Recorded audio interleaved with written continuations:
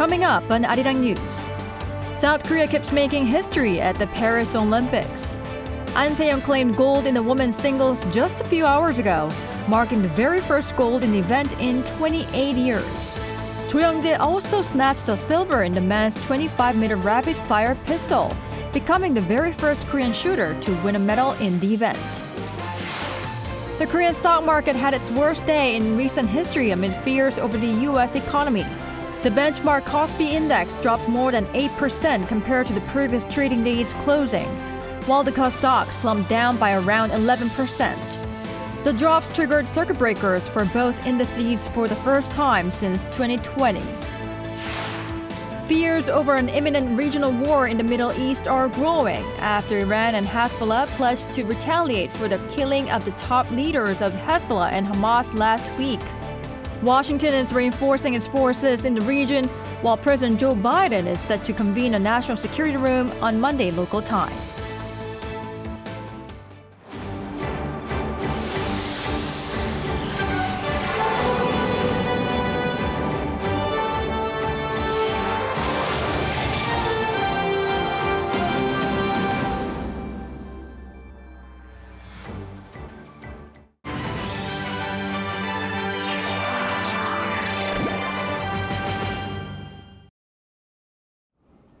Welcome to Arirang News. I'm Kim Bo-kyung. We start with Team Korea's latest achievements at the Summer Olympics in Paris. The country has earned its first gold medal in the women's badminton singles in almost 3 decades, as well as a silver in the men's 25-meter rapid-fire pistol. Choi Min-jung gives us the latest. South Korea has secured a gold medal in the women's singles badminton. On Monday evening Korea time, the world's number 1 An Se-young beat China's He Bingjiao 2-0 with set scores of 21-13 and 21-16. An's medal is South Korea's first in the women's singles event since 1996 when Bang Soo-yeon won gold in Atlanta. With An's victory, South Korea has now won a total of 7 gold medals in badminton in the entire history of the Olympics. Also on Monday, Cho Young-jae earned a silver medal in the men's 25-meter rapid-fire pistol. This makes him the first South Korean shooter ever to win a medal in the event. He ranked second in the final match with 25 points, following Chinese Lee Yue-hong's 32 points. Cho wrote history for Team Korea by earning the shooting team's 6th medal at the Paris Olympics, its best Olympic performance ever. A flurry of medals was also won over the weekend. Kim Woo-jin won gold in the men's individual archery on Sunday, making it his 3rd gold medal of the Paris Olympics. This makes him the most successful Olympic archer of all time, with a total of 5 Olympic archery gold medals. It came following a tight final with American Brady Ellison, which was decided in a shoot-off with Kim beating Ellison 6-5. Moving over to boxing, South Korea's Lee Mae-ji made history by capturing bronze in the 54-kilogram category, giving Team Korea its first Olympic medal ever in women's boxing. On Sunday, Im lost 3-2 to Hatice Akbaş of Turkey by a split decision.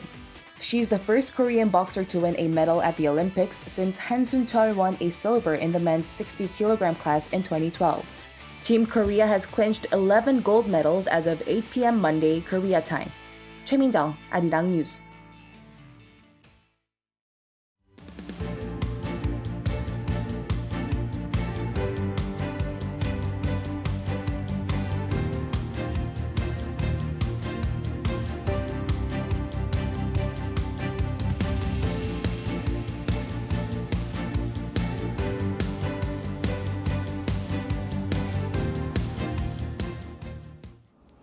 The local stock markets plunged further on Monday, spurred by higher U.S. unemployment rate numbers. The KOSPI saw its biggest drop on record, prompting a trading curb. Our Bunerian has the details. A black Monday for South Korea's stock market saw shares falling for a second straight session on Monday, as weak U.S. employment data heightened fears of a recession ahead. According to the Korea Exchange on Monday, the country's benchmark KOSPI closed at 2,441.55, down 8.77% compared to the previous trading day's close. This is the biggest drop on record, with panic selling seeing it dip below the 2,500 mark throughout the day. A sidecar trading curb was activated for 5 minutes at 11 a.m. for the first time since 2020, as the KOSPI futures 200 dropped by more than 5%.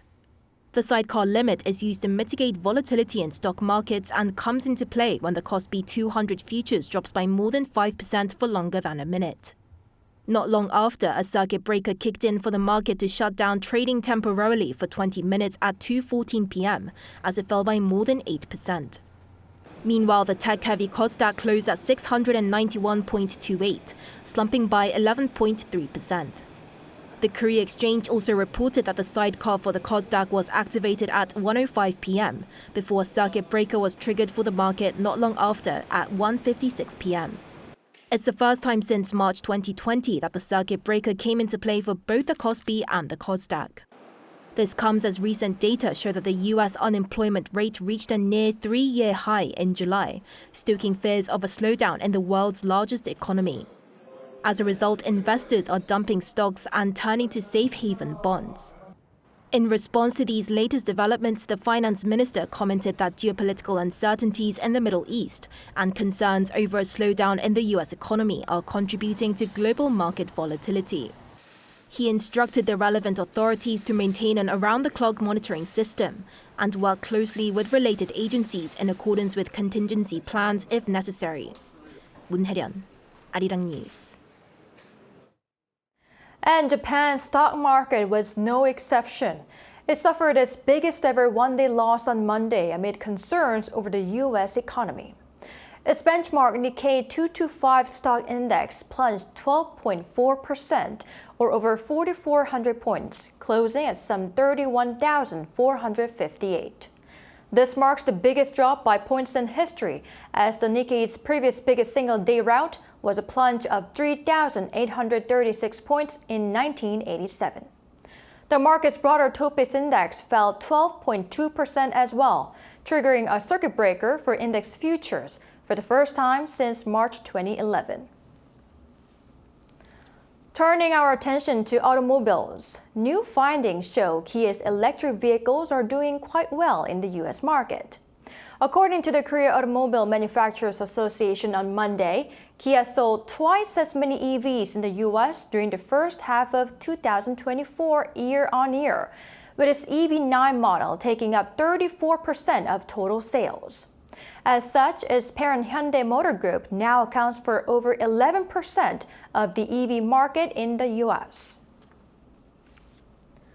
North Korea says it has deployed over 200 tactical ballistic missile launchers to frontline units, as Kim Jong-un reaffirms his nuclear weapons ambitions during a ceremony. PNG reports.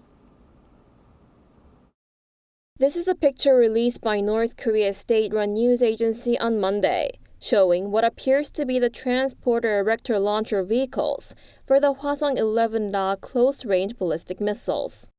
This is a type of tactical missile that the regime has been testing since April 2022, that's known to fly around 110 kilometers.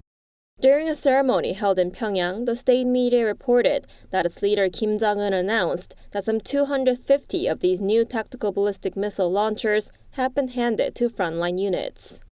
Each of the 250 new launchers can carry 4 missiles, which means when operated all at once, it could be possible to launch 1,000 missiles. Kim also said the North will soon gain an enhanced level of nuclear capabilities that can defend the regime and deter all types of nuclear threats. In a message towards the U.S., he reiterated that Pyongyang still has a choice of engaging in both dialogue and confrontation with Washington, but said the regime must be thoroughly prepared for confrontation. In response, South Korea's Joint Chiefs of Staff said in a press briefing on Monday that it's closely monitoring the situation by cooperating with the U.S. As for the weapon system that the North has publicly reported, we need to verify its performance and operational status. Kim Jong-un's young daughter Kim Ju-ae, who is seen as her father's heir apparent, was also seen attending the latest event in Pyongyang to mark the deployment of the missile launchers, making it her first public appearance in around 3 months. Arirang News. Over in the Middle East, Iran could start attacking Israel within 24 hours to retaliate against the recent killing of the Hamas's leader in Tehran, despite international calls against it. The U.S. is reinforcing its forces in the region. Cha Yoon-kyung reports. According to the U.S. online media Axios, 3 U.S. and Israeli officials said they expect Iran to attack Israel as early as Monday. Iranian and Hezbollah leaders have vowed to retaliate for the assassinations of the latter's top military commander Fuad Shukr and Hamas political leader Ismail Haniyeh last week. It has been reported that Iran is reviewing options to mobilize military forces, such as Hezbollah and Yemen's Houthis, to be behind the attacks.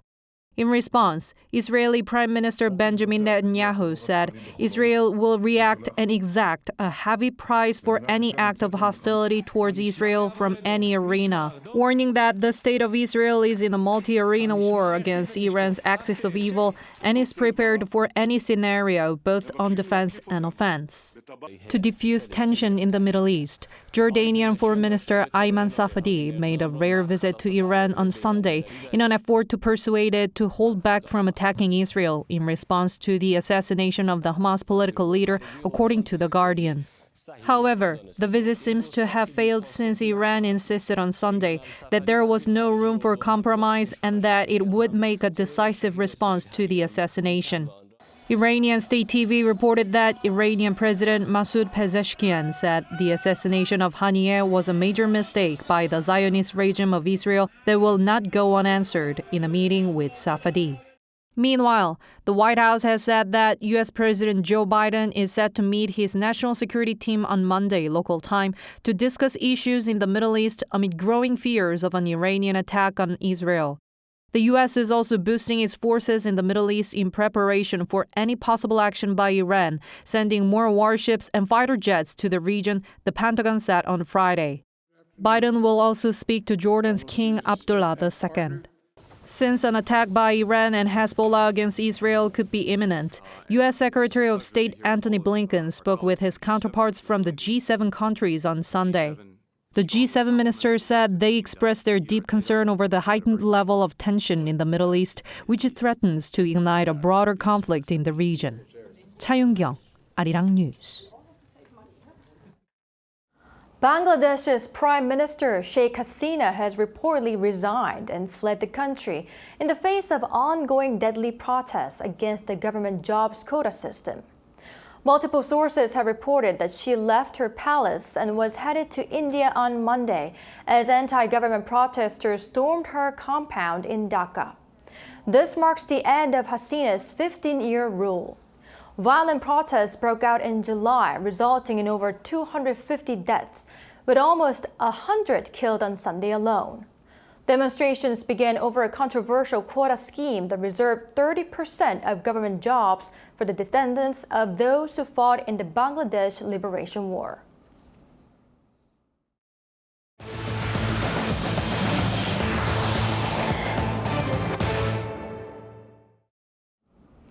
President Yoon Suk-yeol has spent the first day of his summer holiday meeting with merchants at a seafood market in the southern coastal city of Tongyang. His spokesperson Chung Hae-jeon said Monday that the South Korean leader visited the Tongyang Jungang Market, considered the nation's largest fish market, to meet and greet and encourage stall owners in the late afternoon. Amid the record-breaking heat wave seen in recent days, Yoon called on government ministries to review measures to protect vulnerable groups such as the elderly and on-site workers in construction, delivery, and agriculture. He also raised the need to monitor and ensure harvest conditions and prevent disruptions in supplies of agricultural and fisheries products. The president will stay at a military facility overnight and spend Tuesday encouraging soldiers. Political dispute shows little signs of dialing down, with repeated passing of bills by the opposition and the ruling party continuously asking the president to reject them. This time, lawmakers wrangled over a controversial pro-labor bill. Our political correspondent Shin Ha-young reports. The first day of the August extraordinary session has begun, and the standoff between the rival parties over contentious bills continues. The opposition-led National Assembly on Monday approved what's been dubbed the Yellow Envelope Bill, a revision to the Trade Union and Labor Relations Adjustment Act. It passed a bill with 177 votes in favor and 2 against amid a ruling People Power Party boycott. The vote followed a 31-hour-long debate initiated by the PPP on Friday after the main opposition Democratic Party tabled the bill. The filibuster ended automatically at midnight on Saturday with the conclusion of the July extraordinary session. The pro-labor bill aims to restrict companies from asserting claims for damages in valid union disputes. The Yellow Envelope Bill is a livelihood bill designed to fill legal gaps and improve the labor market. Ensuring the right to strike is both a constitutional duty of the country and a right of workers. The PPP plans to urge the president to exercise his veto power on 6 bills, including the one passed on Monday, as well as the 4 broadcasting bills and a cash handout bill passed last week. There are no brakes on the DP's legislative flood. We urge the president to exercise his veto power. As the August extraordinary session begins today, we call on the DP to end the political strife and focus on people's livelihoods. Since the 22nd National Assembly began, livelihood bills, including those addressing the low birth rate, have been pushed aside due to the ongoing partisan conflict. The rival parties have been blaming each other for sidelining these bills. Meanwhile, also at Monday's session, the Assembly passed a bill approving the appointment of Supreme Court Justice nominee Lee Soo-kyun, this time with the PPP's participation. Lee was earlier selected by Supreme Court Chief Justice Cho Hee-dae to replace one of the 3 outgoing justices at the top court. However, Lee's confirmation hearing was delayed after it was revealed that her daughter made a 63-fold profit by selling shares but with her father's money, giving this back to her father. 신하영, Arirang News. Record-setting heat waves gripped the country this past weekend, and at least 5 people are suspected to have lost their lives to heat-related repercussions. Kim Jung-sil has the details.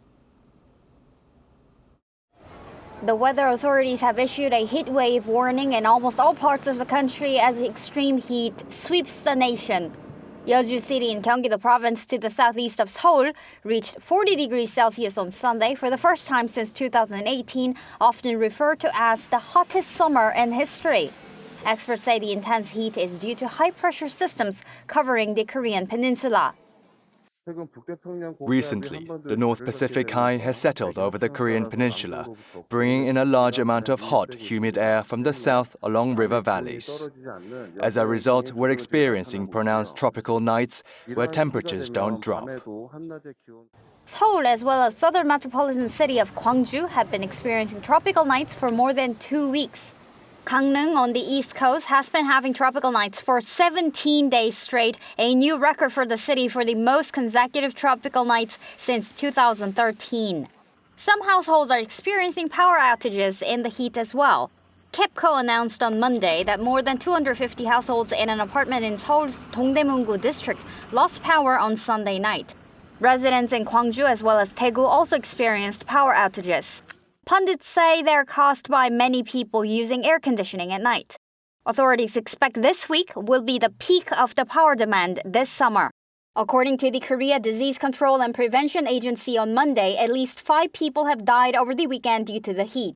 3 women died on Saturday alone and 2 in their 90s died on Sunday. As several of them were found on farms, authorities warned people to refrain from working there during the daytime.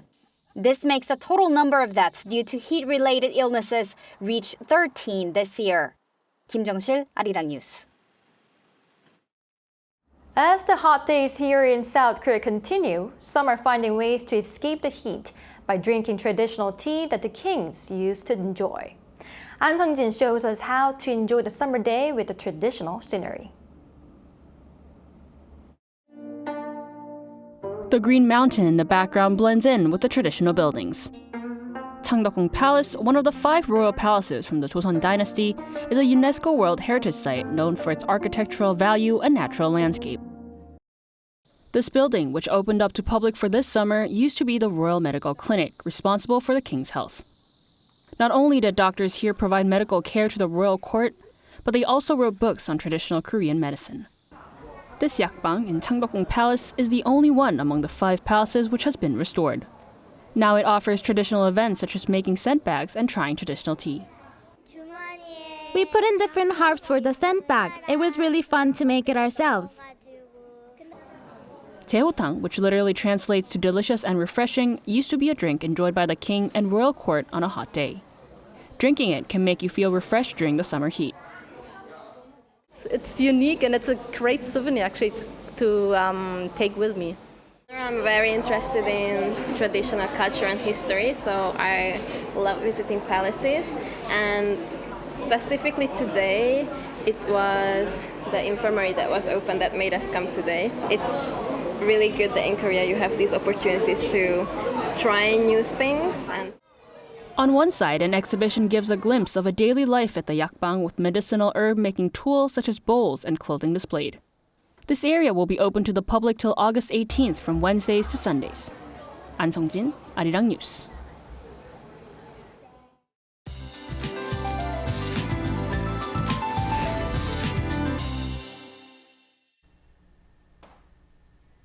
With the highest daytime temperature in Seoul reaching 36.2 degrees Celsius, yesterday was the hottest day of summer.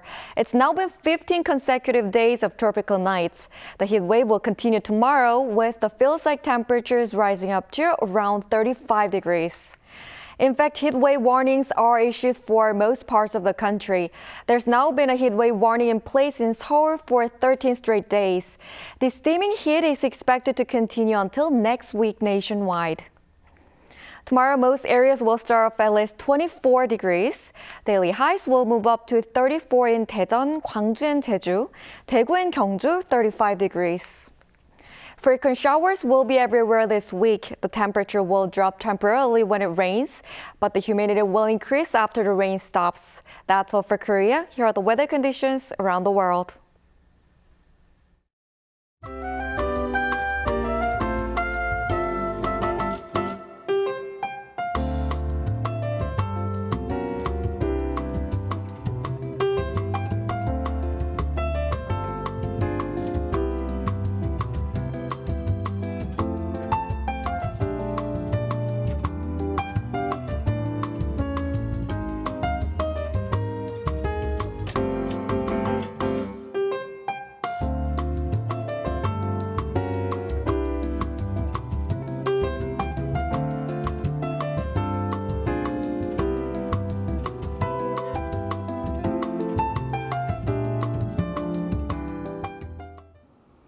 That's all we have for today. Thank you for watching. Arirang News will be back at 9 a.m. Korea time.